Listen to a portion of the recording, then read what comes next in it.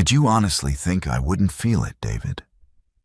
Lisa's voice barely rose above a whisper, yet the quiet devastation in her tone seemed to fracture the heavy oak doors of the king's study. David didn't turn. His broad shoulders remained rigidly squared toward the rain-lashed window, the sharp silhouette of the Alpha King carved against the storm. It was necessary for the pack, Lisa. An alliance. Politics. Politics, she repeated, the word tasting like ash. Her hand dropped to her stomach, shielding the secret fluttering there, a secret he no longer deserved.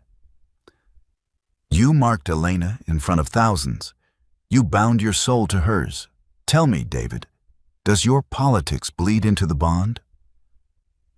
He finally faced her, his eyes a tormented, stormy silver. But Lisa had already turned away, walking out the door and out of his reign. The scent hit her before the whispers did. Lisa had spent the morning in the sunlit archives of the High Court, her hands trembling slightly over ancient ledgers. The nausea had been worse today, a persistent ache that radiated from her core, a biological drumbeat reminding her of the impossible. A royal heir, the first in 3 generations. A child conceived on the edge of a fading mate bond, born of a desperate, fleeting reconciliation 3 months prior. She had planned to tell him tonight. She had arranged the dinner, selected the wine he favored, even worn the sapphire silk he once said mirrored the twilight in her eyes. But as she stepped into the grand marble foyer of the Citadel, the air was wrong. It wasn't just the stifling silence that fell over the gathered courtiers as she entered. It was the olfactory assault. Underneath the scent of polished stone and winter blooms, a sharp, cloying sweetness lingered. Jasmine and crushed berries. Elena's scent, and woven into it, inextricably linked and radiating dominance, was the dark pine and ozone signature of Alpha King David. It wasn't merely the scent of proximity. It was the pungent, unmistakable metallic tang of a claiming mark. Lisa froze, her hand gripping the cold wrought iron of the banister. A young emissary nearby hurriedly averted his gaze, his face pale. The silence in the hall was absolute, save for the rhythmic, agonizing thud of Lisa's own heart. "My lady," came a low voice beside her. It was Marcus, the captain of the guard, his usually impassive face etched with a grim sorrow. "Perhaps you should return to your chambers." "The king," he faltered, a rare occurrence for the seasoned warrior. "The king, what, Marcus?" Lisa's voice was remarkably steady, belying the chasm opening beneath her feet. "The king held a public assembly in the square an hour ago," Marcus said, his words measured, heavy. He announced an alliance with the Northern Territories, sealed it with the old rites. The old rites. A public marking, a declaration not just of political unity, but of spiritual and physical binding. Lisa didn't scream. She didn't collapse. The training of a high-born wolf, the discipline drilled into her since childhood, took over. She straightened her spine, smoothing a non-existent wrinkle from her skirt. "I see," she said, her voice devoid of inflection. "Thank you, Marcus." She walked back the way she came, her steps measured, betraying nothing. It wasn't until she reached the sanctuary of her private rooms, locking the heavy oak door behind her, that the facade cracked.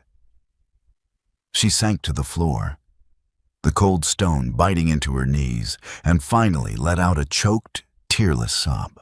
Her hand pressed instinctively to her abdomen. The life inside her, a microscopic flicker of royal lineage, was a stark contrast to the death of the bond she felt severing in her chest. A mate bond was a living thing, nurtured by proximity and intent. To mark another while the true mate lived was an act of profound violence to the soul. David had always been a pragmatist, a king who weighed the survival of his people above all else. The northern territories were wealthy, ruthless, and threatening succession. An alliance with Elena, the Northern Alpha's daughter, secured borders and resources. But Lisa had always believed, naively perhaps, that their bond, frayed and tested as it was by the crown's weight, held a sanctity he wouldn't violate. She had been wrong. A sharp knock broke her reverie. Lisa, it was him. The resonance of his voice vibrated through the wood, a low rumble that usually settled her nerves. Now, it sparked a visceral revulsion. She didn't answer. She stood, brushing off her skirt, moving to the vanity mirror. She looked pale, her dark eyes hollowed out, but her jaw was set. Lisa, open the door. The command in his tone was undeniable, the alpha edge bleeding through. I am indisposed, Your Majesty, she called out, her voice remarkably even. The title tasted bitter. A long silence followed. She could hear his breathing on the other side, slow and deliberate. She could sense the conflict in him, the dark swirl of his aura pressing against the boundary of her room. We need to speak, he said, his voice dropping the command, replacing it with a weary resignation. There is nothing left to say, she replied, turning her back to the door. The actions in the square spoke volumes enough. She heard his heavy footsteps retreat down the corridor. He had retreated. For now. Lisa moved to her desk, pulling out a plain, leather-bound satchel. The Citadel, once her home, had become a cage of humiliation. She could not stay and watch him build a life, a reign, with another woman while carrying his secret heir. The child would become a pawn, a threat, or worse, a bargaining chip in David's endless game of politics. She began to pack, selecting only the essentials. Her movements were swift, driven by a cold, settling resolve. The Alpha King had made his choice for the pack. Now, Lisa would make hers for her child. The escape was less dramatic than a betrayal. Yet it carried a heavier finality. Lisa waited until the Citadel slept, the deep, rhythmic breathing of a fortress, unaware of the fracturing within its walls. She avoided the main corridors, navigating the servant passages and forgotten alcoves she had mapped out during her lonely first years at court. She wore simple woolen traveling clothes, her hair tucked beneath a dark hood. The satchel slung across her chest felt light, containing only a few changes of clothes, some hidden currency, and the necessary herbs to mask her scent. The most important thing she carried was unseen, nestled securely within her womb. The rain had started just past midnight, a cold, driving sleet that washed away tracks and dampened scents. It was a blessing disguised as misery. As she slipped through the postern gate, a shadow detached itself from the wall. Lisa froze, her hand dropping to the small silver blade hidden in her boot. You're leaving. It was Marcus. He stood in the down-through unbothered by the cold, his gaze fixed on her. He didn't wear his captain's insignia. He was in plain, dark leathers. I am, Lisa said, keeping her hand near her weapon. She knew Marcus's loyalty to David was absolute. Marcus sighed, a heavy sound that seemed to carry the weight of the Citadel's stones. I cannot stop you. If I try, I suspect you'll fight me, and I have no desire to hurt you, my lady. Then let me pass. Where will you go? He asked, stepping slightly aside, but not entirely clearing the path. The Northern Alliance means the borders are tight. Elena's people are already moving in. That is my concern, Lisa replied, her tone brooking no argument. Tell him nothing. Let him believe whatever is easiest for his conscience. Marcus looked at her, his eyes searching her face in the gloom. His gaze flicked, briefly and almost imperceptibly, to her midsection. He was a skilled tracker, attuned to subtle shifts in scent and aura. Lisa stiffened. "I will report that I found the postern gate unsecured," Marcus said quietly, deliberately looking away from her stomach, "and that the storm washed away any scent trails." Relief, sharp and unexpected, pierced her. "Why, Marcus?" "Because," he said, turning back to face the citadel, "I swore an oath to serve the crown. But I also swore an oath to protect the innocent. Some politics are too foul, even for a soldier." He walked away, his dark form disappearing into the rain. Lisa didn't hesitate.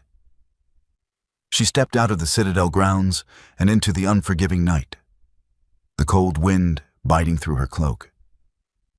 She had a destination in mind, a small, isolated pack in the deep southern valleys, neutral territory that had long resisted the king's influence, a place where a solitary wolf claiming widowhood might disappear. The journey was brutal. The morning sickness struck with vengeance the next day, forcing her to shelter in a damp cave while her body rejected the meager rations she had brought. She pushed through the exhaustion, relying on pure, stubborn will. She masked her scent religiously with the crushed herbs, knowing David's trackers would eventually be unleashed. Days bled into a week. She avoided main roads, traveling mostly at night. The physical toll was immense, but the mental strain was worse. The severed mate bond throbbed like a phantom limb, a constant, dull ache in her chest. She could feel faint echoes of David, bursts of anger, spikes of cold calculation, filtered through the damaged connection. He was searching for her. Not out of love, she reasoned, but out of possessiveness. An alpha did not lose what was his without a fight, even if he had discarded it. On the 8th day, her strength gave out. She was navigating a steep incline near the border of the southern valleys when a wave of dizziness hit her. The world tilted dangerously. She tried to grab a passing branch, but her fingers slipped on the wet bark. She fell, sliding down the muddy embankment, hitting rocks and roots until she slammed into the base of a massive oak tree. Pain flared in her side, sharp and breath-stealing. She lay there, gasping, rain mixing with the dirt on her face. Panic, cold and sharp, flooded her. The baby. She curled her arms around her stomach, waiting for the dreaded warmth of blood, the cramp that signaled the end. Minutes passed. The pain in her side dulled to an ache, but her womb remained quiet. A shaky breath escaped her. "Well, little one," she whispered to the empty forest, "it seems we are both stubborn." She tried to push herself up, but a sharp agony radiated from her ankle. It was twisted, perhaps broken. She was miles from any settlement, injured and vulnerable. As twilight descended, painting the woods in shadows, she heard the snap of a twig. It wasn't the rhythmic rustle of an animal. It was the deliberate, heavy tread of a wolf in human form. Lisa fumbled for her silver blade, her heart hammering against her ribs. She pressed herself back against the oak, trying to blend into the darkness. The footsteps stopped a few yards away. The wind shifted, carrying a scent to her. It wasn't the metallic tang of David's trackers, nor the aggressive musk of rogue wolves. It was wood smoke, old leather, and a hint of chamomile. A figure stepped into the clearing, illuminated faintly by the rising moon. It was a man, tall and broad-shouldered, with silver streaking his dark hair. He wore the rough-spun clothes of a southerner. He stopped, his gaze locking onto her huddled form. "You're a long way from home, little wolf," he said, his voice a low, rough rumble. Lisa raised her blade, her hand shaking. "Stay back." The man held up his hands, showing they were empty. "I mean, you no harm. I'm Elias, the alpha of the Silver Creek pack. He paused, his nostrils flaring slightly. His eyes narrowed, taking in her bruised face, her defensive posture, and finally, settling on her midsection. "And you are running from something far worse than the storm." Elias didn't ask questions. He didn't push for her lineage or the reason she smelled vaguely of crushed sage and profound sorrow. He saw a pregnant woman with a ruined ankle shivering against an oak. And he acted. He carried her the final 3 miles to his territory. The journey was a blur of pain for Lisa, her consciousness fading in and out against the steady rhythm of his stride.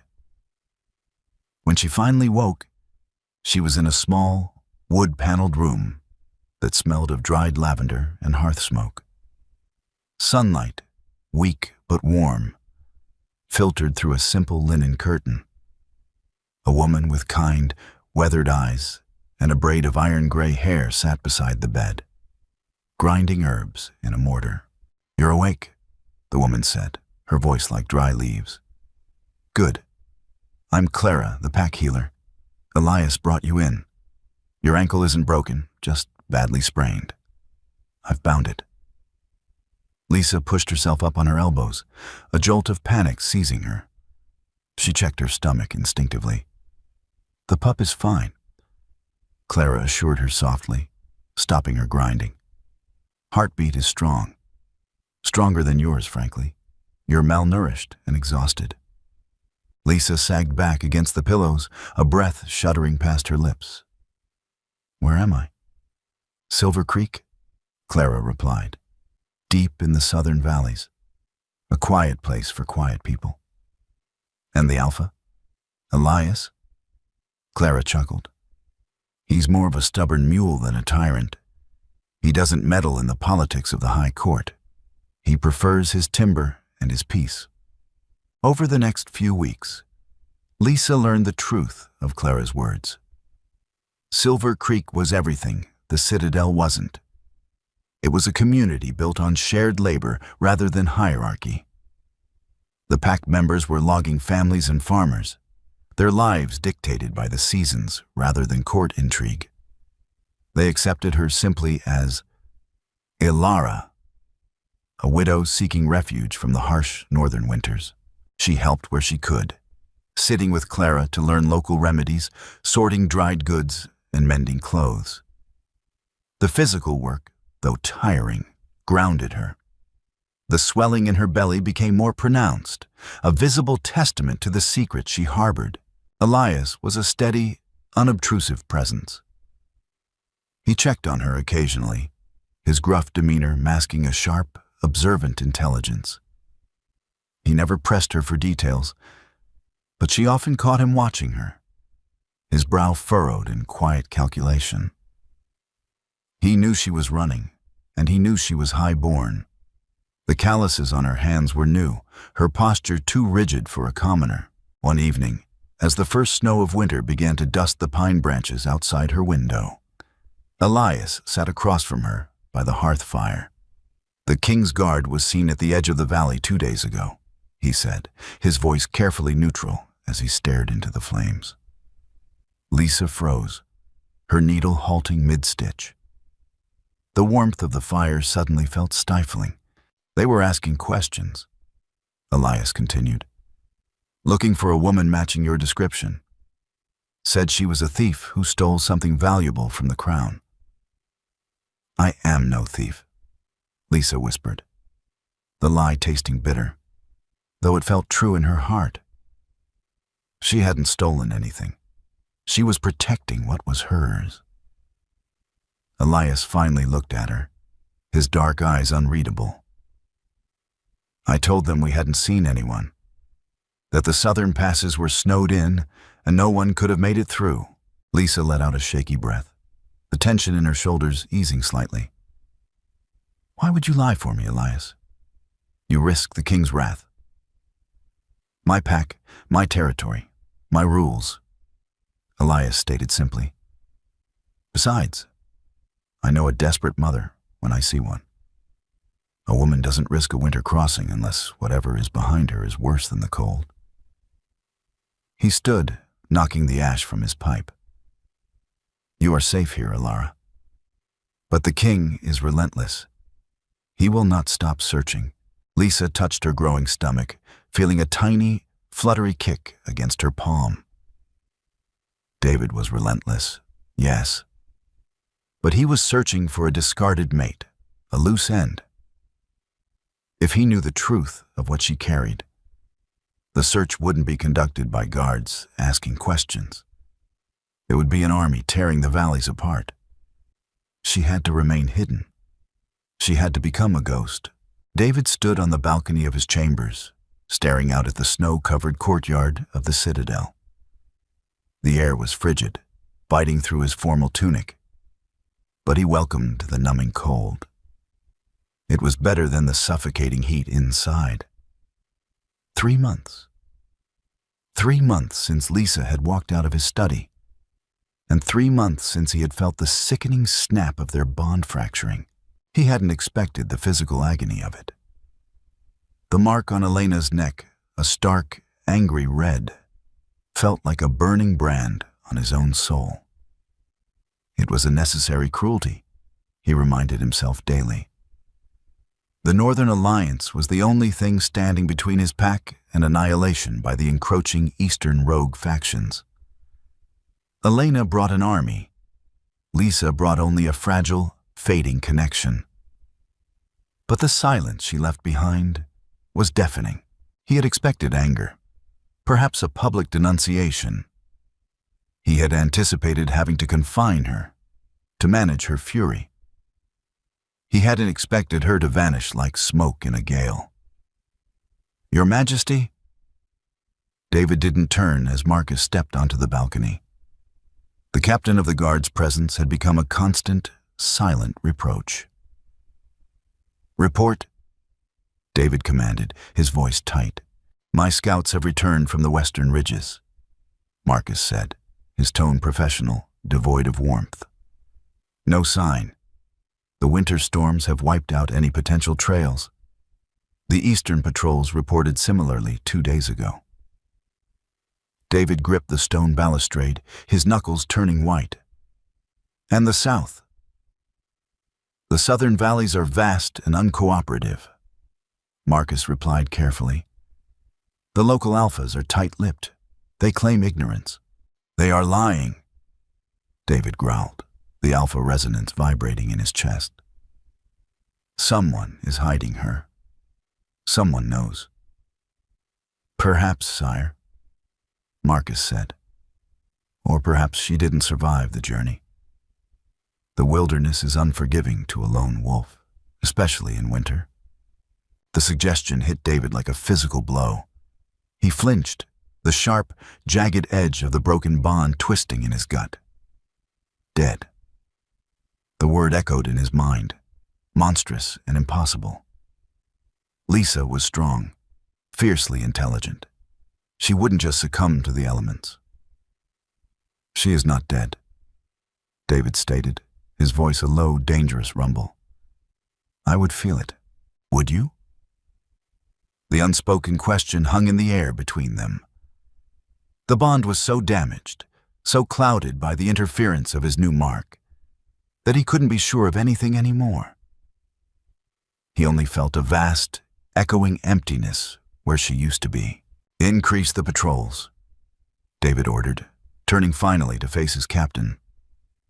His silver eyes were bloodshot, his face gaunt from lack of sleep. "Offer a bounty. 100 gold pieces for information leading to her whereabouts. Double it if she is brought back alive." Marcus hesitated, his jaw tightening. "A bounty, sire." "You treat her like a fugitive." "She is a fugitive," David snapped, his patience fraying. "She abandoned her king and her pack. She defied my authority. She fled a broken bond, David," Marcus said softly, using the king's given name, a rare liberty. "A bond you broke." The silence on the balcony stretched, tight and brittle. David glared at Marcus, the instinct to command, to dominate, rising in him. But Marcus met his gaze evenly, a soldier who had seen too much and judged him wanting. David looked away first, staring back into the driving snow. The weight of the crown felt heavier than ever, pressing down on him, suffocating him. He had secured his borders, allied with a powerful force, and yet his kingdom felt empty. Elena was a competent Luna, sharp and pragmatic, but there was no warmth between them. Their union was a transaction, their interactions carefully choreographed politics. When he lay beside her at night, he found himself reaching for a phantom presence, for the scent of rain and parchment that he could never quite forget. "Just find her, Marcus," David said, his voice barely above a whisper. "Bring her back." Marcus bowed slightly. "Yes, Your Majesty." As Marcus turned to leave, David added, almost as an afterthought, "And Marcus, tell the scouts to be gentle. She might be fragile." Marcus paused at the door, glancing back at the king. "Fragility is a luxury the hunted rarely afford, sire." He left, leaving David alone with the storm and the ghosts of his own making. The king had made a calculated sacrifice for his people, but he was slowly realizing that the cost might have been his own sanity. Far to the north, within the echoing stone halls of the citadel, Elena poured herself a goblet of dark wine. She did not drink it. Instead, she traced the rim of the silver chalice, her icy blue eyes fixed on the parchment spread across her heavy oak desk. It was a scout's report, one she had intercepted before it could reach the hands of Captain Marcus. Elena was a daughter of the bitter frost, raised in a court where weakness was an invitation for a slit throat. She was practical. She understood David's necessity in marking her, just as she understood the lingering ghosts he battled in the dead of night. She could tolerate his emotional distance. She was a queen, not a love-struck pup. What she could not tolerate was a loose end. The report detailed a faint, nearly imperceptible trace of sapphire silk fibers caught on a briar near the treacherous southern pass. The king's missing mate had not perished in the winter storms, as the court gossips hypothesized. She had fled into the neutral territories. Elena leaned back, the heavy velvet of her gown pooling around her. David was exhausting the kingdom's resources, looking for a woman he claimed to despise for her treason. But Elena saw the truth in his haggard face and his restless pacing. He was obsessed. If he found Lisa, he would bring her back. And a former mate, living in the shadow of the throne, would inevitably fracture the very alliance Elena had forged. Worse, it would undermine her own absolute authority. A shadow peeled itself from the dark corner of her study. The man was massive, heavily scarred, and reeked of damp earth and blood. He was a northern mercenary, loyal only to gold and to the alpha bloodline of the Frost. "You read the coordinates, Kale?" Elena asked, her voice a smooth, deadly purr. "I did, my queen," Kale rumbled. "The southern valleys, Silver Creek territory. The king wants her brought back alive," Elena said, finally picking up her goblet. She took a slow sip, the dark liquid staining her lips. "I, however, recognize that accidents happen in the wilderness. Rogues, wild beasts, a tragic, unavoidable demise." Kale's scarred mouth twisted into a terrible smile. "Understood. The earth will swallow her, and the king will have his closure. Leave tonight," Elena commanded, dropping a heavy pouch of gold onto the desk. "And Kale, make sure it is definitive. I want no whispers of survival." Hundreds of miles south, the brutal grip of winter was finally loosening its hold on Silver Creek. Spring thaw turned the valley into a muddy, vibrant tapestry of new life. Lisa was 8 months pregnant, and the physical toll was staggering. The child within her was not merely growing, it was dominating. It siphoned her strength, demanding nutrients and energy at an alarming rate. It was the undeniable signature of an alpha's bloodline. Powerful, relentless, and heavy. She spent her mornings in the apothecary with Clara, grinding willow bark and organizing dried herbs. Her hands, once soft and manicured for court, were now calloused and stained. Yet she found a strange, grounding peace in the rhythm of the work. "You look like you're carrying a boulder, Elara," Clara observed dryly, handing Lisa a cup of steaming raspberry leaf tea. "That pup is going to come out walking." Lisa managed a tired smile, rubbing her lower back. "It feels like it. He's restless today." "He?" Clara raised an eyebrow. "An intuition," Lisa murmured. She didn't elaborate. She knew it was a boy, and she knew he carried the tempestuous, stormy aura of his father. Needing a moment of quiet, Lisa grabbed a wooden bucket. "I'm going to fetch some fresh water from the eastern stream. The air feels too close in here." Clara frowned, glancing out the window at the dense tree line. "Don't go far. The woods are still waking up. Bears are hungry this time of year." "I'll be right at the edge," Lisa promised, throwing a heavy shawl over her shoulders. The walk to the stream was short, but it left her winded. She knelt awkwardly by the rushing water, the icy spray dampening her face. She plunged the bucket in, watching the current swirl around the wood. Then, the wind shifted. The scent hit her nostrils, sharp and entirely out of place in the fragrant spring woods. It was the smell of old blood, wet dog, and the bitter tang of the northern frost. It was not a bear. Lisa froze, her heart hammering a frantic rhythm against her ribs. She didn't turn around. She slowly let go of the bucket, letting the current take it, her hand creeping toward the small silver blade she still kept concealed in her skirts. "Well now," a gravelly voice sneered from the tree line behind her. "The little runaway queen. You look vastly different than the portraits in the citadel." Lisa slowly stood, turning to face the intruder. Kyle stepped out from the shadows of the pines, a jagged hunting knife in his hand. He didn't look like a king's guardsman. He looked like an executioner. "I am a widow of this pack," Lisa lied smoothly, lifting her chin despite the terror freezing her blood. "You are trespassing on Silver Creek territory."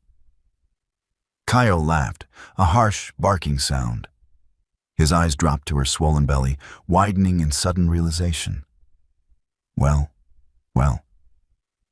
the king doesn't just have a runaway mate. He has a runaway heir. Queen Elena will pay triple for this news, or rather, for preventing it from ever reaching him. He lunged. Lisa tried to step back, but her heavy, clumsy body betrayed her. She stumbled on the muddy bank. Before Kale could close the distance, a massive blur of silver and black erupted from the underbrush. A wolf, larger than any Lisa had ever seen, slammed into Kale with the force of a falling redwood. The mercenary was thrown backward, crashing into a tree with a sickening crunch. The silver wolf stood over him, lips pulled back in a terrifying, thunderous snarl, saliva dripping from inch-long fangs. It was Elias. And he was not merely a lumberjack. He was a prime, dominant alpha, radiating a murderous intent that suffocated the air. Kyle scrambled backward, clutching his broken ribs, terror finally replacing his arrogance. Elias didn't shift back to human form. He didn't need to. He stepped forward, placing a massive paw heavily on Kyle's chest, pinning him to the muddy earth. The alpha's glowing yellow eyes locked onto the mercenary, silently demanding answers. Kyle, coughing up blood, rasped out his final, spiteful words.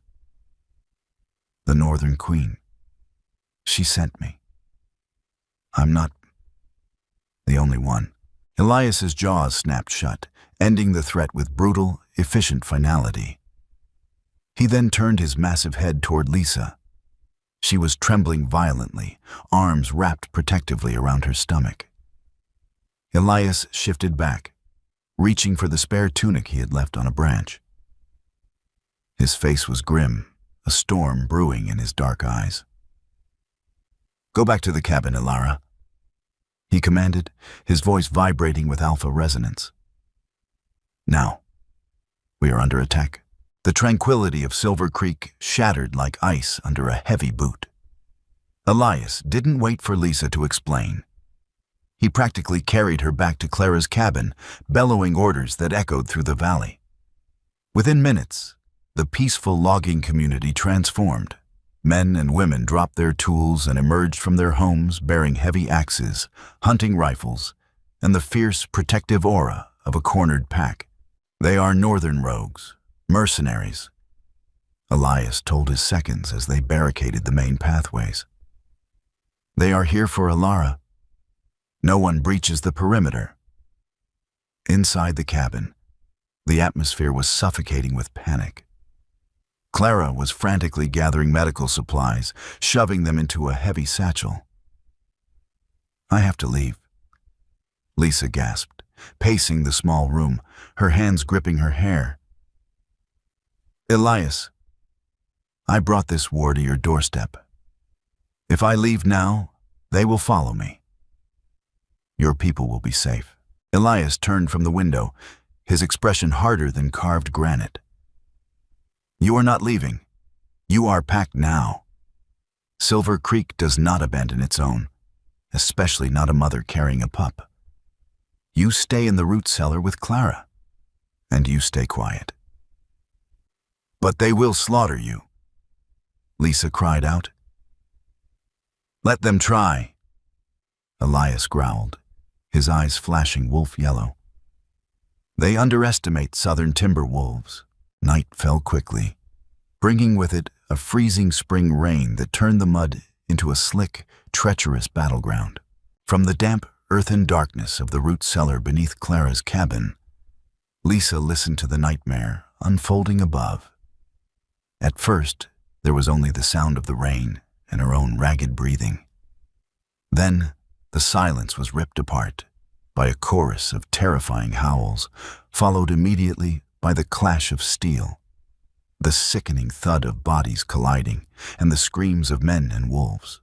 Lisa curled into a ball on a pile of burlap sacks, her hands clamped over her ears.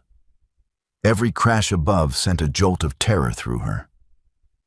She had spent months hiding, trying to protect her child from the political machinations of the crown, only to drag him into a literal bloodbath.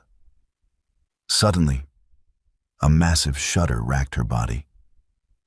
It wasn't fear. It was physical. A searing, blinding pain clamped down on her lower abdomen, pulling her breath from her lungs in a sharp gasp.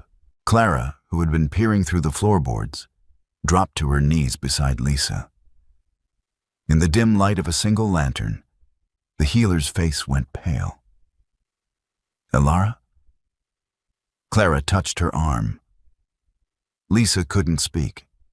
She doubled over as another contraction ripped through her, infinitely stronger than the false labor pains she had experienced weeks ago. Warmth flooded her thighs, soaking through her heavy wool skirt. "My water," Lisa choked out, her fingernails biting into Clara's wrist. "It's too early. It's a month too early." "The stress," Clara muttered, instantly shifting into her healer role. She dragged blankets from a chest and positioned Lisa on her back. The shock triggered it. The pup knows the mother is in danger. It's trying to escape. Above them, something heavy crashed onto the floorboards, raining dust down upon them. A feral snarl vibrated through the wood. The battle was right above their heads. "You have to breathe, Ilara," Clara ordered, her voice steady despite the chaos. "I know it's early, but you have to push when I tell you. If we don't get this pup out quickly, the stress will kill you both." Lisa nodded frantically, tears mixing with the sweat on her face. As the next contraction hit, she bit down on her own hand to keep from screaming, pushing with every ounce of strength her battered body possessed. Hundreds of miles away, in the high court of the Citadel, Alpha King David was presiding over a tense late-night war council. The eastern borders were flaring up again, and Elena's generals were arguing over troop deployments. David sat at the head of the massive obsidian table, his expression unreadable. He hadn't slept properly in months. The hollow ache in his chest, the space where his mate bond used to be, was a constant companion. Suddenly, mid-sentence, David stopped. A sharp, electric jolt shot through his spine. He gripped the edges of the table, his knuckles turning instantly white. "Your Majesty?"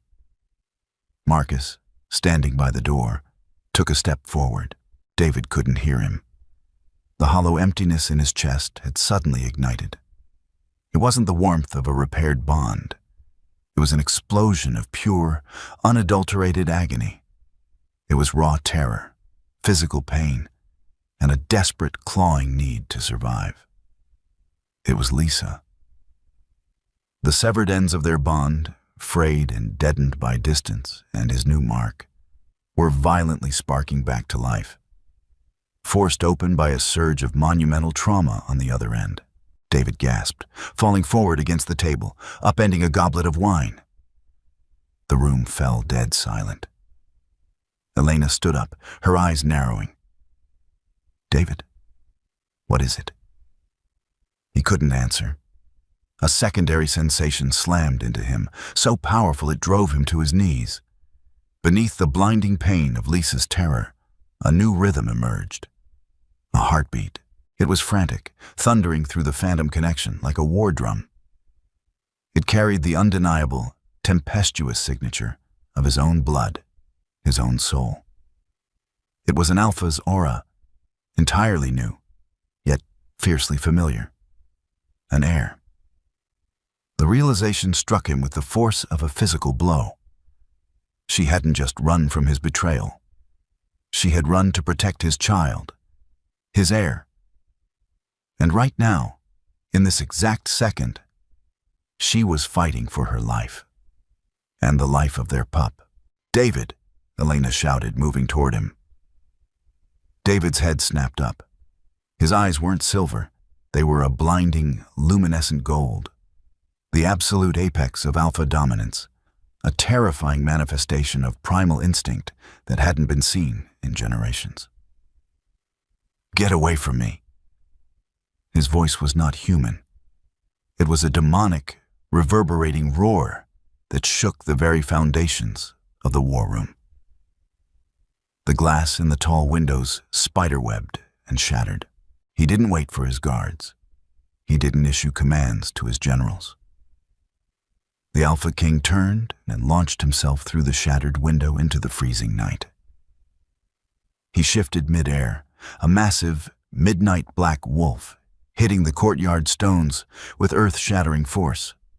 He didn't need trackers anymore. The screaming, bleeding tether in his soul acted as a beacon. He tore through the Citadel gates, a blur of shadow and fury, heading due south. Behind him, Marcus didn't hesitate. The captain of the guard drew his sword, yelled an order to his elite unit, and gave chase. The king was going to war. The forest blurred into a tunnel of dark, rushing shadows. Alpha King David did not run. He became a force of nature, a midnight black missile tearing through the frozen spring mud. The sheer velocity of his sprint was tearing the pads of his paws, his lungs burning with every massive intake of freezing air. But he felt none of it. The only thing he felt was the chaotic, agonizing symphony echoing through the resurrected mate bond. It was a connection he had believed irreparably dormant, suffocated beneath the suffocating weight of his political union with Elena. Now, it was a live wire of raw terror and blinding physical pain. He could feel Lisa's agony as if it were his own, every contraction ripping through his own abdomen in sympathetic resonance. And beneath it all, that small, frantic, thundering second heartbeat, his child, fighting for entry into a world currently trying to murder its mother. Hold on. Just hold on. He projected through the tether, though he didn't know if she could hear him over the static of her pain. Miles behind him, Marcus and the elite guard were pushing their own limits, but they were already losing ground. David was tapping into a primordial well of alpha strength that defied biological logic. The trees parted before his aura, the nocturnal predators fleeing deeper into the brush, terrified of the apex force barreling south. Meanwhile, beneath the floorboards of Clara's cabin in Silver Creek, time had distilled into singular moments of unbearable agony. "Push, Alara, again!" Clara's voice was hoarse, her hands slick with blood and amniotic fluid. Lisa screamed, a raw, guttural sound that tore her throat. She arched her back off the damp burlap, her fingers digging so fiercely into the dirt floor that her nails cracked. The air in the cellar was thick, smelling of earth, copper, and sweat. Above them, the battle raged with terrifying proximity. The heavy thud of a body hitting the floorboards sent a shower of dust raining down onto Lisa's face. She heard the scratching of claws, the sickening crunch of bone, and a distinctly human scream cut short. "I can't," Lisa sobbed, her head falling back. Exhaustion was a heavy, suffocating blanket dragging her under. "Clara, they are right above us. They will not breach this cellar, and you will not give up," Clara commanded, her tone brooking no argument. She grabbed a cold, damp rag and wiped Lisa's forehead. "The crown may have broken your heart, child, but it did not break your spine. You are a mother now. The pup's head is crowning. On the next contraction, you give me everything you have left." Another crash shook the ceiling. Heavy boots pounded directly above the trapdoor. A muffled, heavily accented voice shouted, "Check beneath. They said she was in the main cabin." Panic, icy and sharp, pierced through the fog of Lisa's pain. They were out of time. The contraction hit with the force of a tidal wave.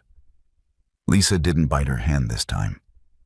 She let out a fierce, breathless scream, channeling every ounce of her terror, her betrayal, and her fierce maternal instinct into one continuous, agonizing push. The darkness behind her eyes exploded into stars. And then, the pressure vanished. A sudden, startling silence seemed to fall over the cellar, broken a microsecond later by a sound that made the entire world stop spinning. A cry. It was a thin, reedy wail that rapidly gained strength, echoing off the earthen walls with startling volume. It was the sound of life, defiant and demanding. Clara let out a breathless, triumphant laugh, swiftly clearing the infant's airway. "A boy," she whispered, her hands moving with practiced efficiency as she wrapped the thrashing, purple-hued newborn in a clean linen towel. A strong, furious little boy. She laid the bundled child on Lisa's chest. The moment Lisa felt the wet, solid warmth of him, the agonizing pain of the last hour evaporated into a profound, overwhelming clarity. She wrapped her trembling arms around him, burying her face in the towel, inhaling the metallic, sweet scent of her son. He was tiny, a month premature, but his aura, even now, crackled with a nascent, static energy. "My beautiful boy," she wept, pressing a kiss to his damp, dark hair. But the sanctuary of the moment was violently shattered. The hinges of the trapdoor above them shrieked as they were brutally wrenched upward. Dirt and splinters rained down as the heavy wooden door was ripped completely off its hinges. A mercenary leaned over the opening, a lantern swinging from his grip, illuminating the bloody scene below. He saw the exhausted woman, He saw the crying infant. A cruel, victorious grin split his scarred face, and he raised a loaded crossbow, pointing it directly into the cellar. "Found the runaway," he yelled over his shoulder. He leveled the weapon at Lisa's chest. "Queen Elena sends her regards." Lisa curled entirely over her son, shielding his tiny body with her own, closing her eyes and waiting for the end. The bolt never fired. Before the mercenary's finger could depress the trigger, the entire front wall of Clara's cabin exploded inward. It wasn't broken. It was obliterated, logs and mortar detonating into a deadly shower of shrapnel as a massive, midnight black entity crashed through it. The mercenary above the trapdoor only had time to turn his head before a set of jaws clamped around his torso. The crossbow clattered uselessly to the floorboards as the man was lifted effortlessly into the air and thrown backward through a shattered window, his scream fading into the night. Down in the cellar, Lisa flinched at the deafening crash, clutching her screaming son tighter. She looked up through the open hatch. The battle above had instantly ceased. The remaining mercenaries froze, their weapons dropping from slack hands as they stared at the monstrous wolf standing amidst the wreckage of the cabin. It was David. He was twice the size of a standard timber wolf, his fur matted with mud and the blood of those he had torn through to get here. But it was his eyes that paralyzed the room. They were not their usual stormy silver. They were burning, incandescent gold. The aura radiating from him was not merely dominant, it was apocalyptic. The air pressure in the room dropped so violently that the surviving mercenaries dropped to their knees, gasping for breath, physically crushed by the sheer weight of his presence. David didn't bark. He didn't snarl. The silence of his fury was infinitely more terrifying. He moved with blinding speed. The 3 remaining northern rogues in the cabin were dispatched with a brutal, surgical efficiency that spoke of an ancient, feral instinct unleashed. There was no prolonged fight. There was only execution. When the cabin was clear, the golden eyes snapped toward the open trapdoor. Lisa backed away, pressing herself against the far earthen wall, the silver blade now clutched in her right hand while her left arm cradled her child. Her heart hammered against her ribs. She was terrified, not of the mercenaries, but of the monster staring down at her. David shifted. The transformation was rapid, tearing through his clothes until he stood naked and gasping at the edge of the opening. He was covered in blood, his chest heaving, his silver eyes returning wide and desperate. He dropped into the cellar without using the ladder, landing heavily on the dirt floor. "Stay back," Lisa warned, her voice trembling but her grip on the knife steady. She held the blade up, angling it toward the Alpha King. David froze.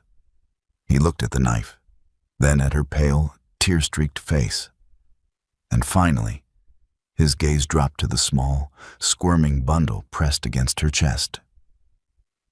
A choked, fractured sound escaped his throat. It was the sound of a king breaking. He fell to his knees in the dirt, heedless of the blood and amniotic fluid soaking the floor. The imposing, terrifying Alpha, who had just decimated a squad of armed men, was gone. In his place was a man unraveling. "Lisa," he whispered, extending a trembling, blood-stained hand toward her, but stopping inches away, afraid to cross the boundary of her blade. "You're bleeding?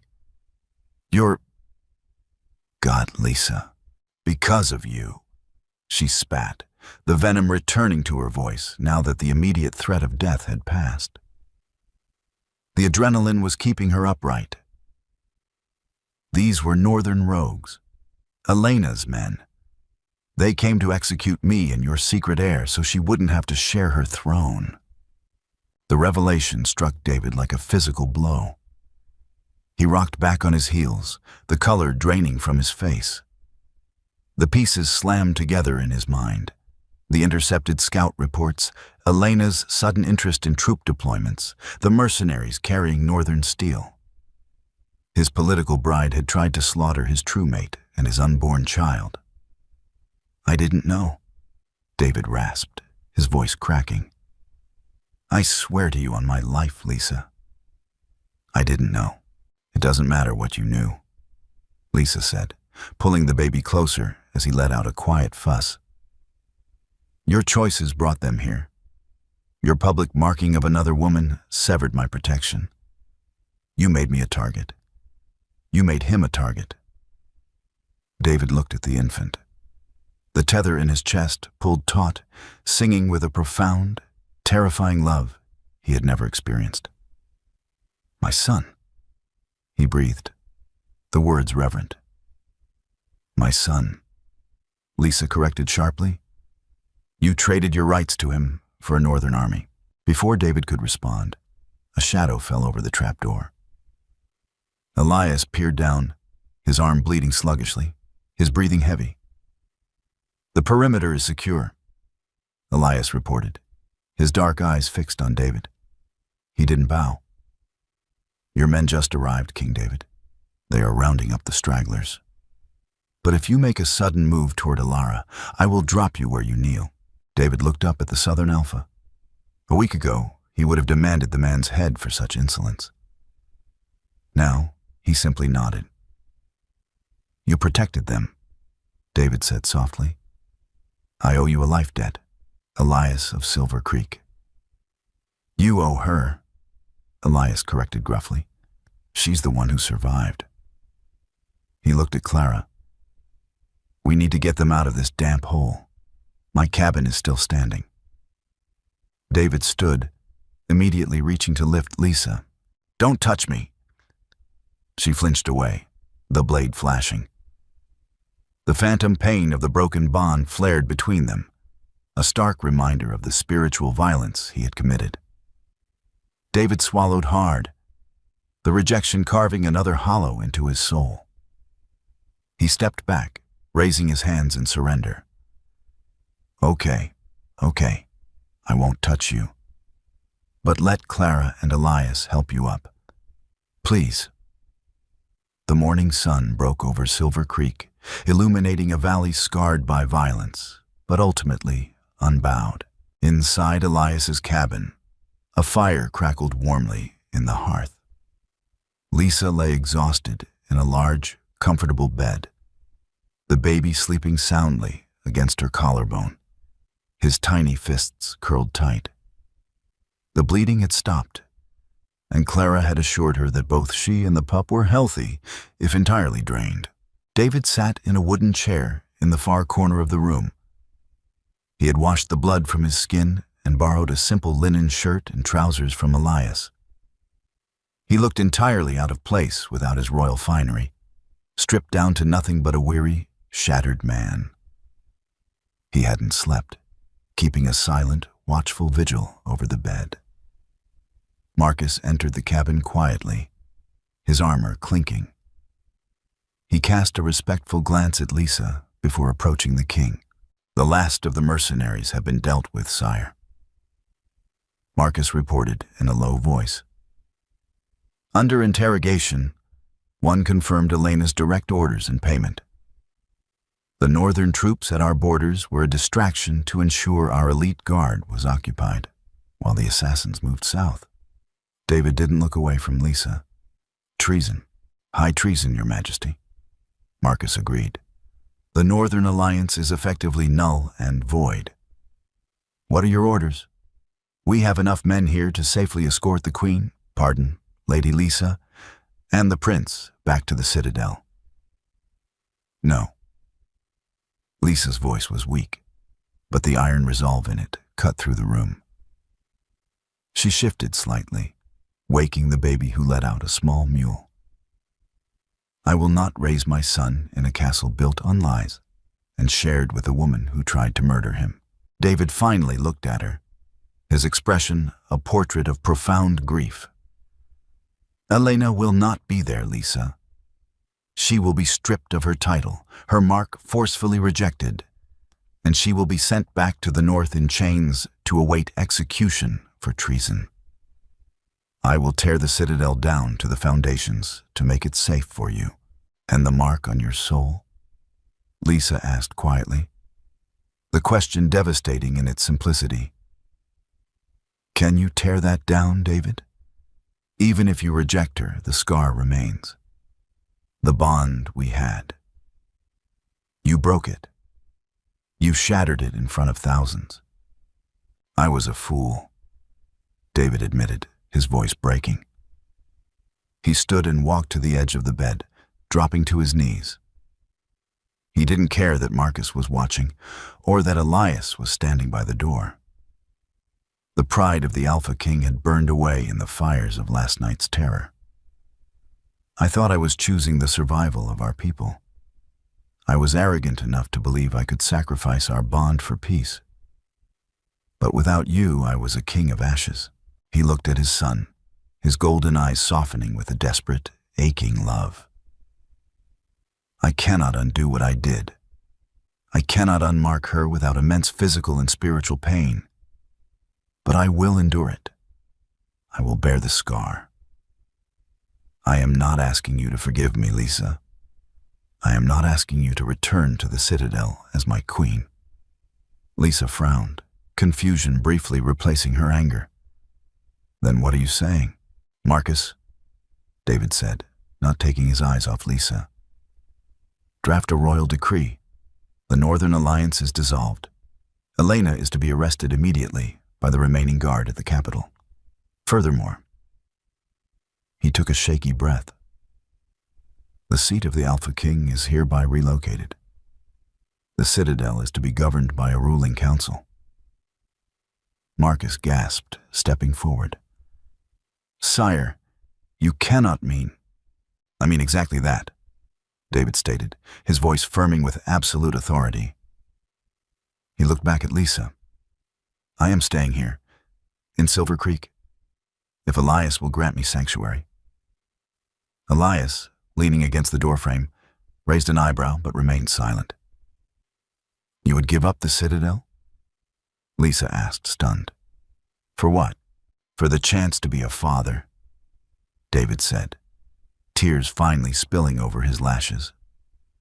For the chance to prove to you that my soul belongs to you, and only you, even if it takes the rest of my life to rebuild the bridge I burned.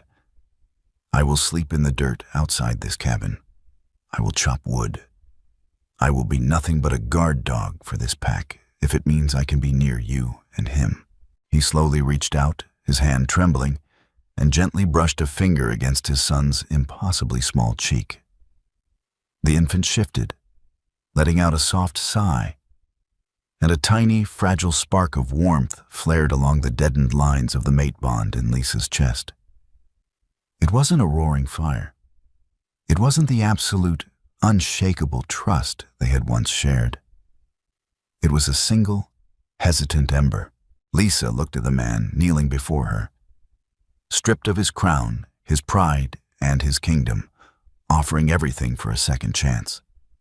She didn't forgive him.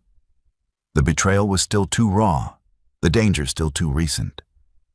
But as David withdrew his hand and looked at her with desperate, penitent eyes, she didn't tell him to leave. You can start by chopping the firewood, Lisa said softly, looking down at her sleeping son. Clara says the winters here are brutal. David let out a ragged breath that sounded halfway between a sob and a laugh. He bowed his head, resting his forehead against the edge of the mattress. Thank you. Thank you, my mate. The road ahead was not a fairy tale. The political fallout of David's choices would echo across the territories, and the scars of a broken bond would take years to heal.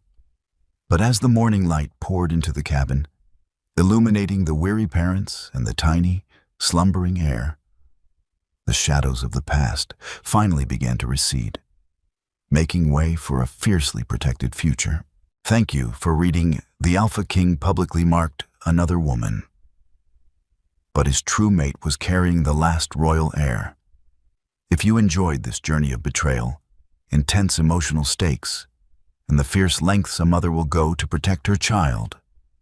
Please like, share, and subscribe for more gripping Alpha King romances and dramatic fiction. What did you think of David's ultimate sacrifice at the end? Let us know in the comments below, and stay tuned for our next cinematic story.